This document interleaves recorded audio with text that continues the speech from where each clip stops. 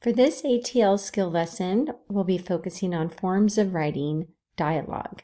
These are your guided notes, and you will be completing them as directed as we go through it. Remember that an ATL skill is a skill that we want to master. The focus for this lesson is to use appropriate forms of writing for different purposes and audiences by including dialogue.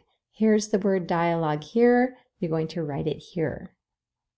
You may recall that you are, for this summative, writing a narrative, and it works really well to use dialogue in a narrative, but not necessarily in an argumentative essay.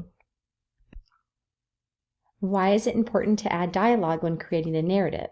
I want you to highlight which of these reasons for adding dialogue seems the most important. The first one, it brings the characters to life and makes them seem more real. Second, it moves the narrative forward. And third, it engages the reader.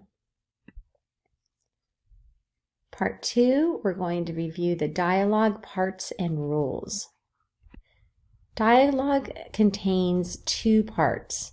First, what the character says, and second, it's called a dialogue tag, T-A-G, which is the speaking verb plus the speaking identification. The sentence that the speaker says begins and ends with quotation marks. Here's an example. Do you like these? So this is what the character says. It's got quotation marks around it on the outside of the punctuation. And this is the tag, asked Tina. So here are some rules about dialogue. It says limit using generic speaking verbs like said and told. And if you're struggling with different verbs to use, here's a partial list of different types of verbs. You can see the first column is when it's somewhat neutral.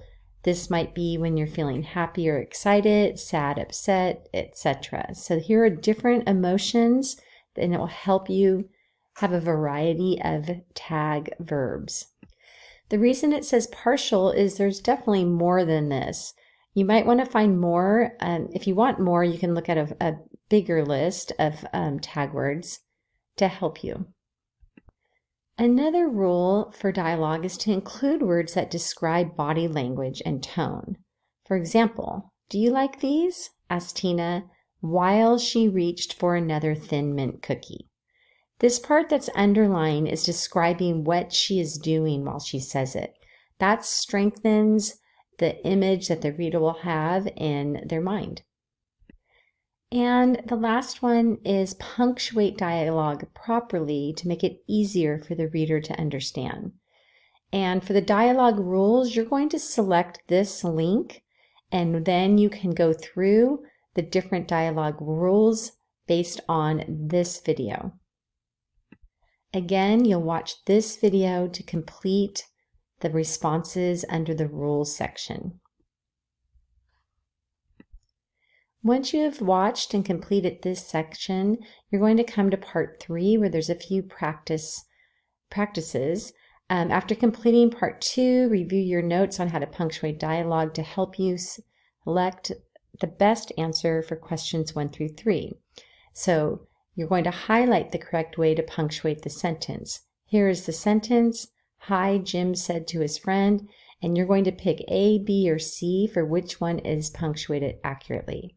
Do the same for number 2 and number 3.